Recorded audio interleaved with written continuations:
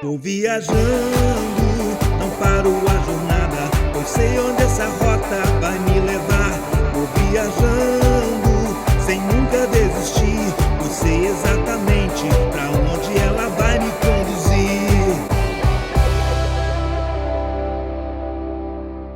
Olá, viajantes da Rota 66 Espiritual, a nossa Bíblia Sagrada. Hoje nós estamos mais uma vez aqui para esse encontro, para essa viagem, para essa aventura que tem nos trazido tanta sabedoria. Por falar em sabedoria, hoje é o dia do livro da sabedoria, né? É Provérbios. E eu convidei uma pessoa muito especial, a esposa do bispo Lindomar, hein? É a bispa Ana Cláudia. Seja muito bem-vinda, bispa. Um prazer estar aqui com você e com todo mundo que está aqui nos assistindo. Tenho certeza que esse livro vai falar com você. Verdades que mudam e transformam as pessoas. Então, fique aí conosco. Amém. Será maravilhoso mesmo. E, bispa, eu já vou começar daquele jeito mesmo. Quem é que escreveu Provérbios? Então, Provérbios, todo mundo fala assim, Provérbios de Salomão, né? Então, o autor da maior parte do livro de Provérbios é atribuído a Salomão, sendo que tem alguns outros autores também. A maior parte do capítulo 1 até o 24 é Salomão. Tanto que no capítulo 1, no versículo 1, fala Provérbios de Salomão, né? Então, de 1 a 24 é Salomão. Aí, quando chega no 25 até o 29, fala que são provérbios que foram transcritos, provérbios de Salomão, transcritos pelos homens de Ezequias, do rei Ezequias. E talvez, alguns estudiosos falam que possa ser que o rei Ezequias tenha escrito algum desses provérbios. Aí no capítulo 30, aparece um novo escritor aí, para o capítulo 30 de Provérbios, que é Agur, que não se sabe muita coisa dele, só fala Agur, filho de Jaque. Então, é a única coisa que se sabe de Agur, e é o capítulo 30. E o capítulo 31, a primeira parte, né, fala conselhos da mãe de Lemuel para ele. Então, é Lemuel que escreve, e no final é a parte da mulher virtuosa, mulher forte, que também se atribui a Lemuel. Então, a maior parte é de Salomão, e tem esses dois autores aí dos capítulos do livro de Provérbios. Muito bom, muito bom. O que é que significa esse negócio de provérbios, bispo? O pessoal fala, é um dito popular. O que é o provérbio em si? O provérbio, na nossa cultura, é isso, um dito popular, uma coisa pequena, forte, contundente, que fica marcado. E assim, mas o livro de provérbios, ele vai além disso. Mas na nossa cultura, provérbio é isso, né? Tem os provérbios populares. Então, são ditos curtos e contundentes que ficam na cabeça da gente. Com certeza, se a gente perguntar, todo mundo tem um provérbio que lembra, o provérbio popular, né? Água mole em pedra dura, tanto bate até que fura, por aí, né? Mas o provérbio, é claro, vai trazer instruções, vai trazer muita coisa, né? É muito mais rico, né? Com certeza, ele traz ensinamentos, verdades, conselhos, tem a parte poética dele, escritos assim. Então, assim, ele é muito amplo, e não só os ditos, né? Pequenos, mas ele vai bem mais além do que tudo isso daí.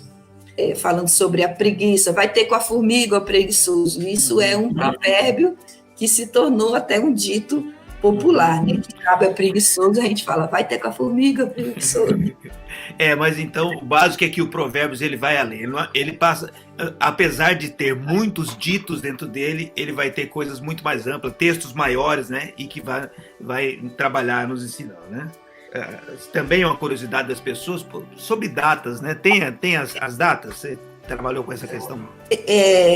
Dentro da cultura hebraica, ele é como se fosse o terceiro livro da Bíblia deles, né? Da Bíblia judaica. Mas da Bíblia cristã, ele é o 11º, depois de Salmos e antes de Eclesiastes, né? E a data, mais ou menos, ele foi escrito por mais ou menos 300 anos. Então, a gente lê Provérbios e rapidinho, né? Em 31 dias. O pessoal até recomenda, leia um provérbio por dia e você vai ler o mês todo, certo? Mas ele passou-se 300 anos para ser escrito, o livro de Provérbios. Por que eles falam isso? Porque ele começa no reinado de Salomão. Salomão começou a reinar 970 anos antes de Cristo. Então, os provérbios de Salomão começam no período do reinado de Salomão. E ele continua e vai até o reinado de Ezequias, que o reinado de Ezequias é mais ou menos 686 anos antes de Cristo. Igual o livro de Salmos, né, que dá quase 1000 anos de escrita, é uma coisa de louco, né? Começou, pega lá em Moisés e vai terminar lá depois do exílio já, né? Então, são quase 1000 anos também. As pessoas, às vezes, apesar de Salmos ser um livro enorme, né? Mas considerar que ele foi escrito em quase 1000 anos, então, e os provérbios também. Então, e os provérbios em quase 300 anos. Muito bom, muito bom. Inclusive, Salmos, vocês, na Bíblia cronológica, ele começa bem lá no início. Tem Salmo bem no início da Bíblia.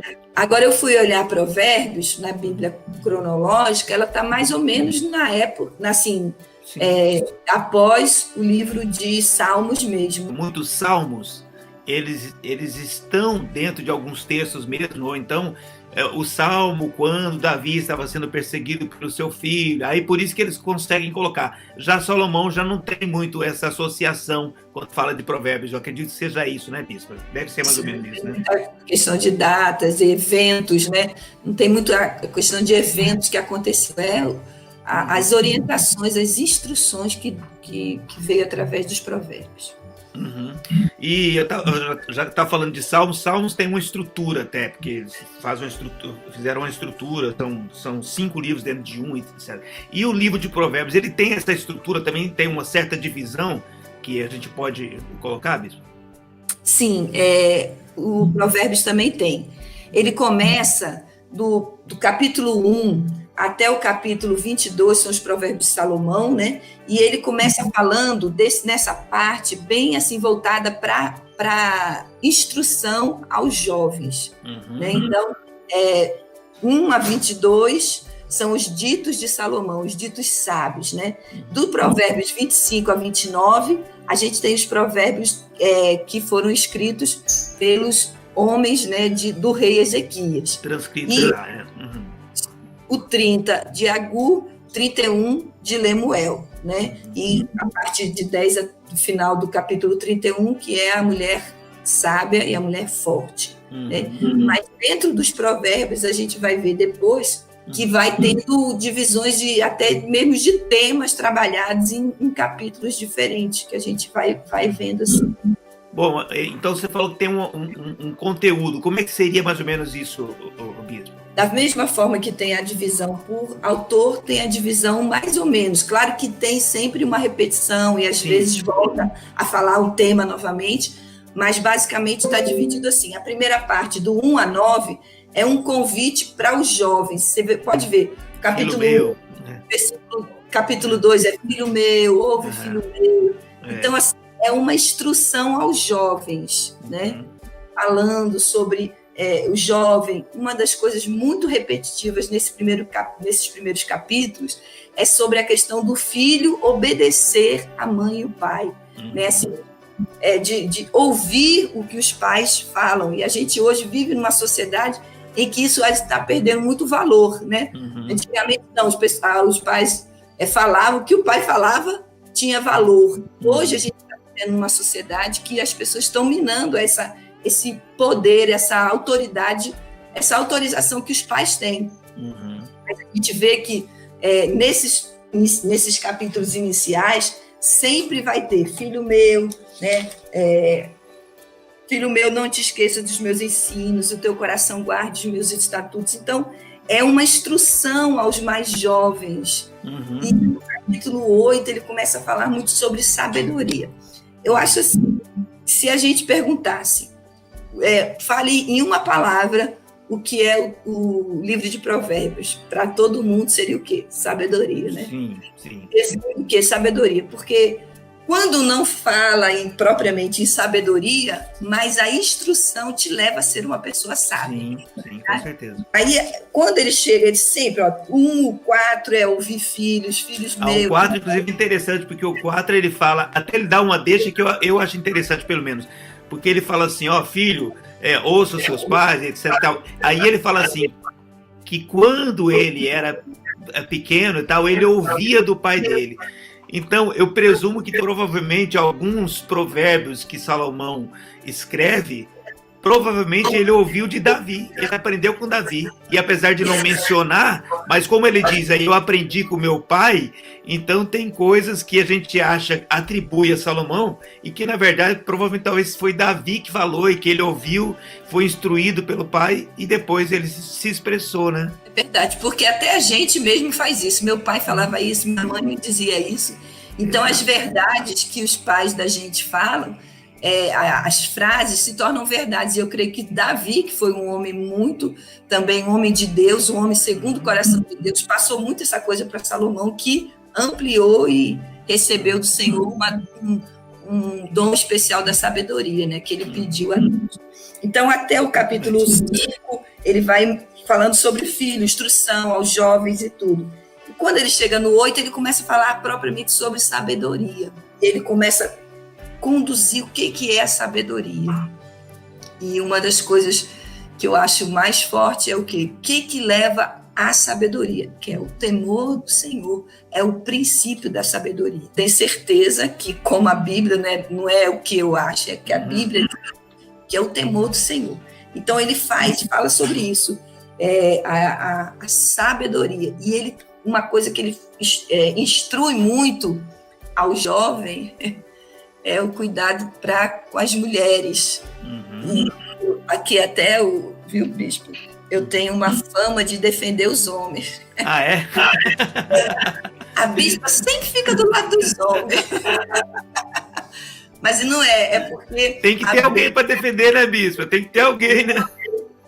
Porque a Bíblia, e principalmente Provérbios, ela fala que como que a mulher, tanto a mulher pode ser uma bênção na vida do homem, como a mulher também pode acabar com o ministério, acabar com a... Nesses primeiros capítulos ele fala muito cuidado com a mulher, cuidado com isso, cuidado com aquilo. Então é uma coisa que a gente precisa ensinar aos jovens, sim, porque a mulher ela tem essa capacidade de o homem apaixonado, ele vira mim, né? E tem uma coisa interessante que eu acho que é quando analisa-se talvez a fase, né, de Salomão, né? Que é aquela ideia que talvez Cantares era quando ele era mais jovem, né? Provérbios maduro e Eclesiastes mais velho. Então, assim, provavelmente o livro de Provérbios é escrito no momento em que ele já passou por todas essas questões, já aprendeu, né? Tanto com as coisas boas ou com as experiências ruins, exatamente. E aí ele pode falar agora, cuidado, porque ele já passou por aquele caminho, né? Aí pronto, aí depois do capítulo 10, ele começa a fazer um contraste entre o sábio e o tolo.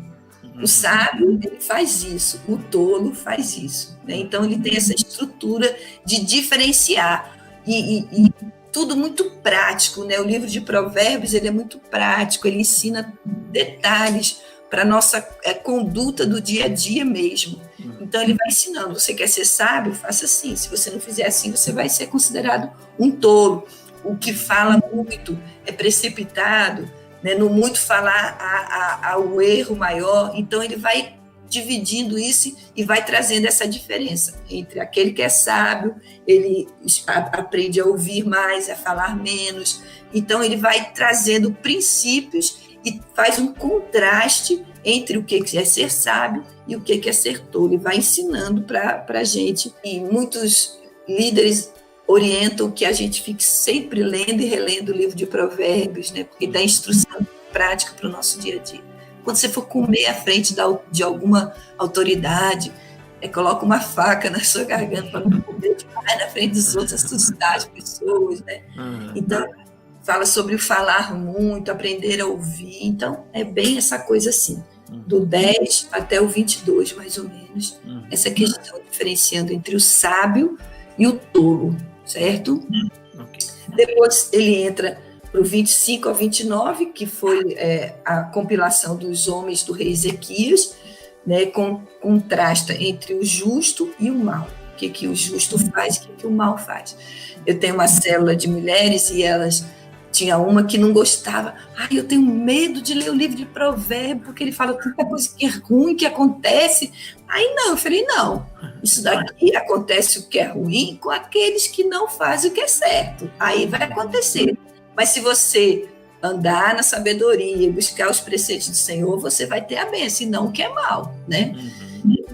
O 30 vai terminar, né, sobre Agur, Lemuel, que é os conselhos da mãe de Lemuel, que é muito importante também para os homens aí.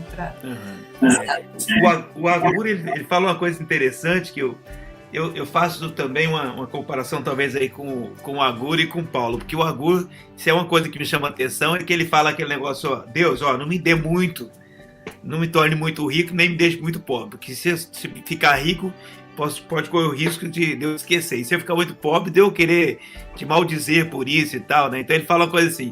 E Paulo já ao contrário, né? Paulo até poderia dizer, Deus pode me deixar rico ou pobre, tanto faz, porque eu sei conviver com tudo, eu já estou experimentado nisso. Mas é claro que no caso de Agur, ele entendia talvez a sua fraqueza, né? E eu acho que é uma coisa interessante, reconhecer os seus limites também, né? Então, se tem uma sabedoria aí, é justamente saber os seus limites. Olha, Deus, eu sei que aqui eu tenho uma fraqueza, eu tenho um limite, eu tenho uma fraqueza nessa área, então me ajude nisso, né? Não me torne nem tão rico e não me deixe também tão pobre, né? É interessante esse provérbio, né? Pois é, ele fala, né, que o homem é provado por isso. O que você tem, você é provado, né? Então as pessoas às vezes chegam, né, sem nada, com muita dificuldade, e aí Deus começa a abençoar, dar esposa, dar casamento, dar riquezas, e aquelas pessoas abandonam tudo. E aí Agur então sabia o seu limite, né? Falou, Deus, me dê pouco, tão pouco para que eu não te abandone, fique com mágoa de ti, né? Mas também para que eu não me desvie, né? Mas acho que a gente tem que saber o nosso limite e saber que a gente precisa aprender a receber. Pelo menos eu já fui provada no pouco.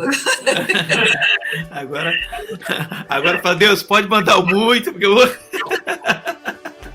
já passei. Tá bom. Você acha que a gente poderia pontuar um objetivo?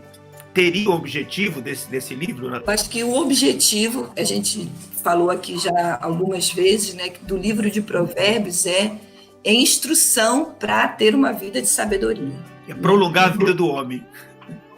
Tudo são instruções para você ter uma vida de sabedoria, né? Porque a pessoa que tem sabedoria, que tem sábio, ele não é impetuoso, ele não vai tomar decisões precipitadas, ele vai saber como se conduzir em ambiente diferente. Então, acho que o princípio dele, né, o objetivo é desenvolver um modo de vida sábio, né, para em competência, tudo ele ensina. Então, acho que o maior objetivo do livro de Provérbios é instruir aos jovens, aos adultos, a todos, né, a ter uma vida de sabedoria, aos casais, né, também, ele tem alguns textos até falando sobre casamento e tudo, então, instrução para ter uma vida de sabedoria.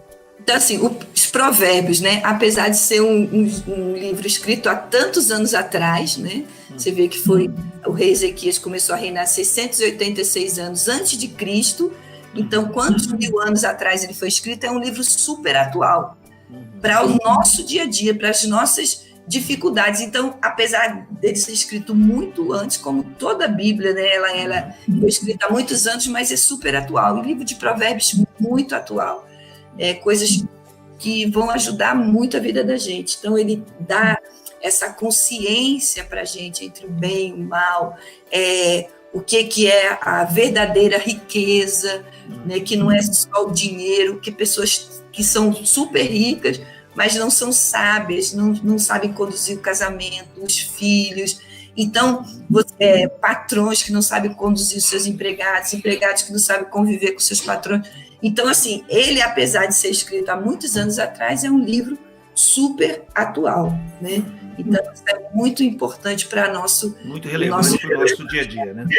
Ô, Bispo, vamos desenvolver, então, um pouquinho dentro dos capítulos aí. Você já separou algumas coisas aí, mas eu gostaria de abrir aqui falando justamente uma coisa que eu considero bastante interessante, porque o Provérbios, no capítulo 1, no 7, ele fala justamente sobre o temor do Senhor é o princípio, né, da sabedoria ou do conhecimento, né? E eu achei engraçado, porque esse é o comecinho do Provérbios.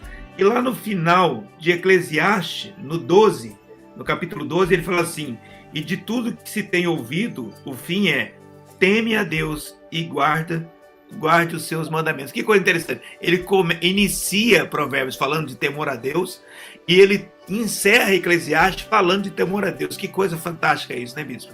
Que é a base da nossa vida, né? Quando eu tenho temor a Deus, eu tenho a sabedoria, eu vou conseguir. Aí a gente explica aqui para alguma pessoa que temer a Deus não é ter medo de Deus. Temor a Deus é um respeito, é uma reverência, é seguir os seus princípios, os seus estatutos, as suas ordenanças. Isso é temer a Deus. Não é ter medo de Deus. Tem gente que busca Deus para não ir para o inferno. Isso não é isso, não é temor a Deus. Isso é medo do inferno, né? Deus é vingativo, Deus vai me punir. Não é isso. Temor a Deus é mais do que isso, é você amar, você andar nos seus princípios. E ele começa falando sobre isso, e você falou aí, né, que termina o livro de Eclesiastes também falando sobre o temor a Deus. Ô Bispo, vamos lá. O que você separou para a gente que você gostaria de comentar dentro do livro aí? 5 é aquilo que eu falei, ele dá a instrução para tudo. Aqui é para os casais, né? Para você. Lá ele fala assim: como serva amorosa e gazela graciosa, sacia-te com os seios o tempo todo, e pelo seu amor ser atraído perpetuamente. Ou seja, o homem, quando se casa, ele tem que ser atraído pela sua mulher perpetuamente, né? O amor tem que ser para ela, só para ela. Salomão foi um homem que vivenciou o contrário disso, e ele se arrependeu. Foi uma das coisas que acho que Salomão se arrependeu, foi isso, né? De não ter uma mulher só. A gente fala, uma mulher já dá trabalho, imagina um monte. Exatamente. Eu acho que ele passou muitas experiências, né? Ele podia passar. Ele aconselha aqui, fala assim: olha, pelo seu amor seja atraído perpetuamente. E como ele fala em algumas passagens, né, fala para as mulheres que formosa a mulher é formosa, mas isso é passageiro. O tempo passa, né? Nossos filhos falam assim: vocês estão ficando velhos. Ainda bem que a gente está ficando velho, porque só fica velho quem não morre, né? Quem morre cedo, não é verdade? Ele termina em Provérbios 31 falando isso, né? Enganosa é a graça, a vaidade é a formosura, mas a mulher que teme ao Senhor, essa será louvada. Ele dá também para a mulher a instrução, né? Para a mulher não ser rixosa. Ele fala mulher que é pingueira, né? Aquela mulher que fica falando o tempo todo. Às vezes o homem passa o tempo todo fora de casa, quando ele chega, a mulher fica reclamando, falando, murmurando. Então, ao mesmo tempo que ele fala para o homem, você tem que se apaixonar pela sua mulher perpetuamente, ele dá instrução para a mulher: você precisa conquistar o seu marido também. Se você tiver no seu interior amor, aí você vai conseguir ter essa relação entre o homem e a mulher de maneira perpétua. Então, acho isso bem legal dentro do livro de Provérbios. Tanto ele instrui o homem, como ele instrui a mulher. No 3 do versículo 5 ao 6, ele fala: confia no Senhor de todo o teu coração, não te estribes, né? Não confia no seu próprio entendimento, né? E reconhece em todos os teus caminhos, e ele direitará as tuas veredas, né? Ou o teu caminhar, enfim, né? Então eu acho que uma coisa que a gente tem que entender é que justamente isso, muitas respostas não chegam à vida do homem, porque o homem, ele acaba se estribando, ele acaba confiando demais no seu próprio entendimento, né? E é mais ou menos igual os Salmos que diz: entrega o teu caminho ao Senhor, né? Confia nele, no mais ele fará. Então, eu acho esse provérbio bastante bacana, porque justamente ele fala: reconhece em todos os teus caminhos, não apenas um, não, em todos os teus caminhos. Se você quer ter sucesso, coloca Deus em todos os teus caminhos, em tudo aquilo que você queira fazer. Aí sim, né, Deus vai poder mover, trabalhar e abençoar a sua vida. Né? Inclusive, no livro de Provérbios, ele usa muito essa expressão, né? Caminho, vereda, né? E a nossa vida é um caminhar. Então, as instruções vão levar nesse caminho certo. E muitas vezes a gente tende a ser sábio aos nossos próprios olhos, né? E acaba se dando mal com isso, não é verdade? capítulo 30, que é o de Agur, ele volta a falar uma coisa para os filhos, que é falar assim: os olhos de quem zomba do pai ou de quem despreza a obediência da sua mãe, corvos no ribeiro os arrancarão e pelos pintões da águia serão comidos. Por isso que a menina lá da minha cela não gosta do livro de Provérbios, é só você fazer o que é certo, né? Então, assim, e a gente está vendo uma geração assim, que o pai e a mãe falam, é assim, esse negócio, os olhos de quem zomba o pai, é aquele que quando o pai e a mãe tá falando, o filho revira os olhos assim e fala, não sabe de nada, né?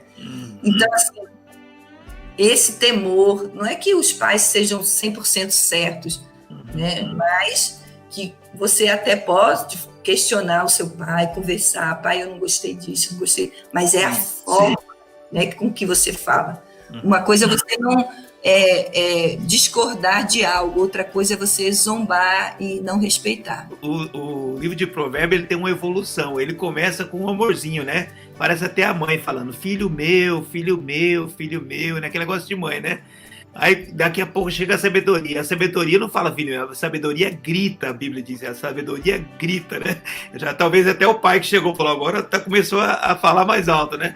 E lá no final, quando o amorzinho não deu certo, o grito não deu certo, aí a consequência da vida, né? Os corvos arrancam os olhos, são uma consequência da vida. Quando você não escuta o filho meu, não escuta depois o grito, até na situação mais pesada, você vai acabar tendo que enfrentar os corvos arrancando os olhos. Isso é uma coisa complicada, né, Bispo? Eu acabei de ter esse insight aí.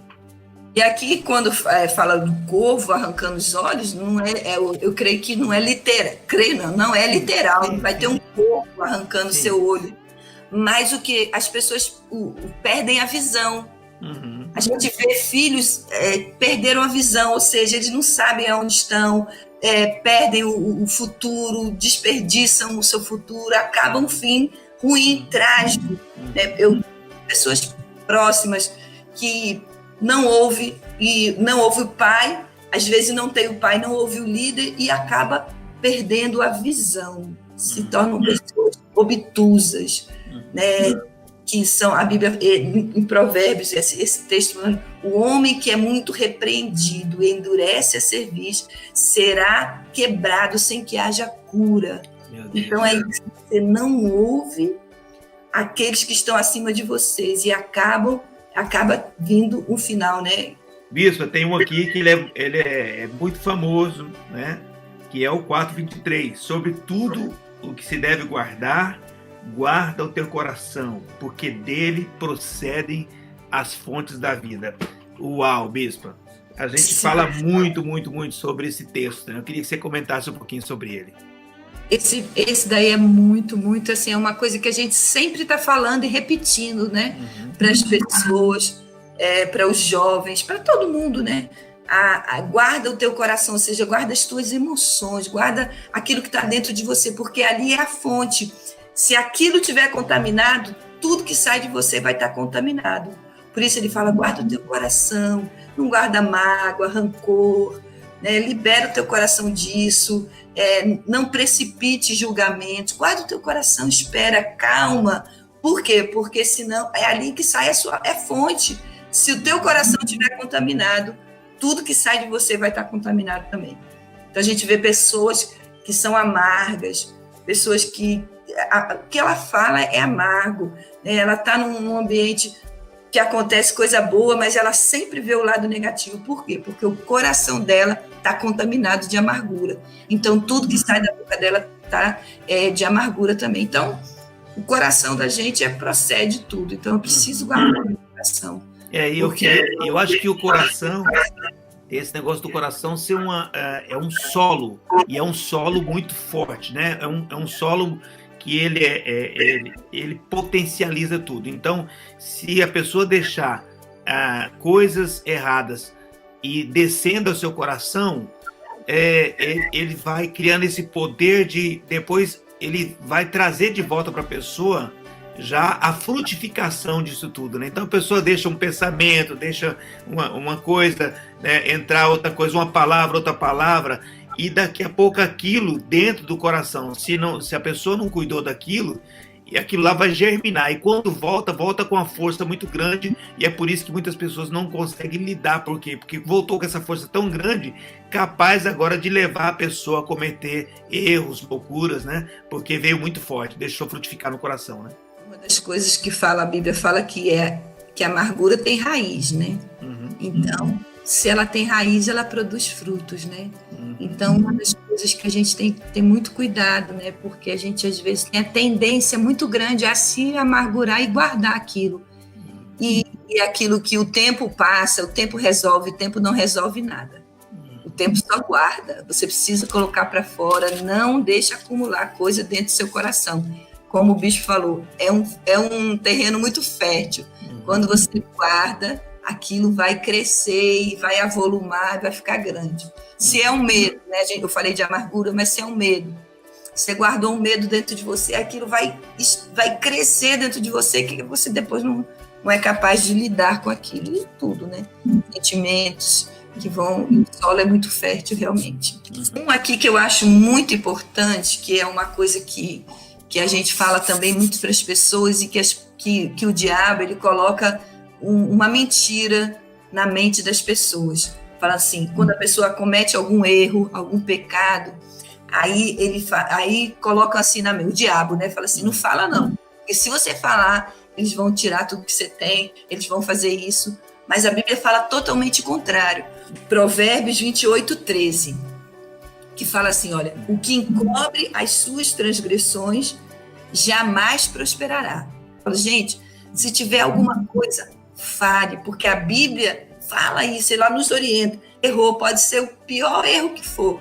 Procura, a gente vai te amar, a gente vai te ajudar, a gente vai estar com você. Porque isso é que Deus orienta, e que Provérbios aqui, no caso esse 28 foi compilado pelos homens do Ezequias, mas deve ser de Salomão. Sim.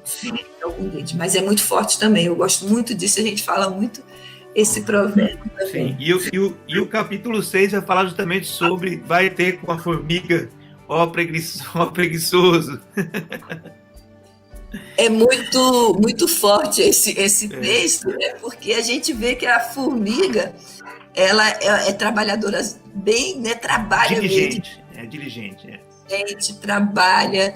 Hoje a gente tem uma geração, às vezes, muito acomodada, e a gente precisa ensinar esse princípio aí que é bem forte, né? Sobre vai ter com a formiga o preguiçoso. E eu acho que é interessante porque a formiga, ela tem esse negócio da diligência, né?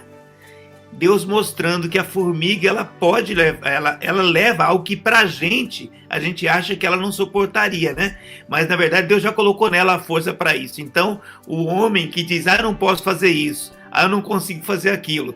Não, Deus está dizendo para você, a formiga faz, você está vendo o tamanho dela e tanto de coisa que ela faz, você pode fazer também, você tem uma força dentro de você, mas o que você tem que tirar é a outra força, que é um obstáculo, na verdade, que é a preguiça, né? E ele dá duas coisas, né? Diligência e a prudência da formiga. Então, que a gente traga isso para a gente, né? Que às vezes a gente... eu não consigo fazer. Consegue, tenta, vai procurar, né? Meu pai foi pastor 61 anos. Não, foi casado 61 e pastor 58 anos. E aí tinha um homem que morava lá na igreja, que ajudava ele, e falava assim, fulano, você sabe isso? Aí ele falava que não sabia para não fazer. Aí meu pai falava assim, pô, vai aprender agora. Então, assim, tem gente que fala que não sabe para não fazer, por causa da preguiça, né? Exatamente. Mas você pode, você consegue, nós podemos, né? A história de filho é mais ou menos isso também, né? A gente às vezes fala com o filho e fala, isso aí eu não sei fazer não. Mas você não diz que você é tão inteligente? Muitas vezes o filho fala assim, pai, você não sabe de nada, né? Mas para algumas tarefas parece que eles é que não sabem de nada, né? A tarefa é muito mais simples, eles falam, não, eu não sei fazer não, então eu vou te ensinar a fazer, então. Aprender agora. Ele é capaz de dizer tudo sobre os planetas e nunca é capaz de saber arrumar o quarto, né? Não, o quarto eu não sei como faz. É muito difícil, mas pô, vai aprender agora, né? Não? É aprender. Bispo, e tem esse contraste interessante que eu vi aqui no capítulo 14, porque ele fala que a mulher sábia edifica a sua casa e a tola a derruba com as próprias mãos. Que coisa forte isso, bispo. Inclusive, assim, eu todo casamento que eu faço, eu oro isso, né? Quando eu vou orar pela mulher, por essa sabedoria de Deus, porque é atribuído à mulher, né, a edificação da casa. Então, assim, a mulher sábia edifica a casa e a tola com a própria mão destrói. É por isso que a gente fala muito, né? Cuidado com aquela que você escolhe. Não escolha só pela beleza física. O que ela tem mais, se ela tem temor a Deus no seu coração. Né? Porque a mulher que tem temor a Deus, mesmo que ela erre, ela vai saber consertar e voltar. Então, é atribuído à mulher essa função de edificação do lar. Né? Porque a mulher, ela pode destruir, como ela pode edificar com a sabedoria que vem de Deus, né? Não é dela, é de Deus, é o temor de Deus, é a busca de Deus. Então ele fala, a mulher sábia edifica e a mulher tola destrói. Adão não ouviu a serpente, né? Mas ele ouviu a esposa dele, né? Isso, né? Isso. Então, assim, é engraçado. A mulher tem uma força, né? E ela que tem que decidir, então, como é que ela usa essa força. Se é para edificar ou se é para destruir, né? Por exemplo, quando a mulher não gosta de alguém e se ela ficar falando isso para o marido daqui a pouco não vai gostar daquela pessoa também, né? Então, aí, com os filhos, se ela fala mal do marido na frente dos filhos, ela está minando a autoridade do pai, né? Se a briga na frente dos filhos, os filhos quando são pequenos, eles não entendem aquilo. Quando eles crescem, não, já é outra coisa, eles já têm a formação deles. Mas quando eles são pequenos, para ele tudo é o pai e a mãe. E a gente precisa ter sabedoria de não fazer as coisas na frente do filho, brigar, falar mal da igreja, falar mal de um líder na frente das crianças. Você está destruindo ali o coração dos filhos. Então, por isso que ele fala, a mulher sabe, porque a mulher ela tem esse capacidade aí de influência muito forte, né? De tanto para o bem quanto para o mal, né? Exatamente. E aí eu faço esse contraste, né? Que aí no capítulo 14 fala disso, e lá no 31, que já é Lemuel, que aprendeu com a mãe, né? Falando sobre essa questão da mulher, da mulher virtuosa, né? Que eu acho que é fantástico, né? Esse texto também, né? Aí existe esse contraste. Uma mulher que pode destruir e a outra que é uma grande bênção, que é a mulher que está, de fato, construindo, né?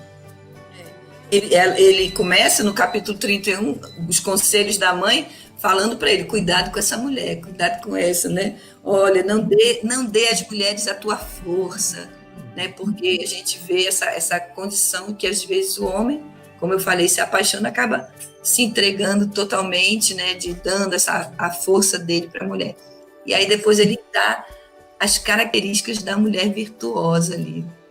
Eu confesso que eu olho aquela mulher ali, eu falo, cara, essa mulher é demais. Onde ela foi fabricada, né, bispo? Ela levanta cedo, ela faz aquilo. Assim, mas eu acho que a maior qualidade dessa é a sabedoria e o temor do Senhor. Eu acho que todas as outras coisas vão vir em consequência disso, né? Tá certo. Então, nós vamos caminhando para o final. Deixa eu ver aqui mais um texto, bispo. Ao 18, 21, que fala o seguinte: a morte e a vida estão no poder da língua, e aquele que a ama comerá do seu fruto. Também a gente fala muito, muito, muito sobre esse provérbio, né? Poder da língua. Tanto que no livro de Tiago tem um capítulo que fala sobre a língua, né? Que é um interessante. Interessante que Tiago ele fala da língua e ele fala também sobre sabedoria. Eu acho que ele lia bastante provérbios, eu acredito, né? Até porque Tiago ele é considerado um mini provérbio do Novo Testamento. Então é interessante isso. Eles fazem essa comparação, porque são conselhos para a sua vida, para o seu dia a dia também, que Tiago trabalha. Então eu acho que ele acabou lendo bastante provérbios, né? Interessante que ele fala o poder da língua, né? O que bem a utiliza, come do seu fruto. Então, na língua, o que você fala tem o poder de abençoar, de amaldiçoar. né? Tem o poder de trazer vida ou trazer morte. Então, até mesmo comprovado cientificamente, né? Que o nosso bispo aí, que é da física quântica, ele fala que aquilo que a gente emite, o som que a gente emite, são partículas que ficam no ar e produz ondas, né? E que ficam no ar muito tempo. Então, por isso que a gente tem muito cuidado com aquilo que a gente fala, porque o que eu falo traz vida ou traz morte, traz bênção ou maldição. E ele fala: o que bem a utiliza, come do seu fruto. Já pensou? Porque a gente fala assim, não existe homem perfeito, né? A Bíblia diz que existe, é aquele que domina a sua língua. Olha que coisa fantástica. E você vê o tanto de poder que a língua tem, que o homem que de fato consegue domar essa língua é considerado perfeito, né? Isso é verdade. E ele fala muito sobre isso no livro de Provérbios, né? Que você deve ouvir mais e falar menos, né? Porque às vezes, quando a gente fala muito, a gente acaba errando, né? Precipita.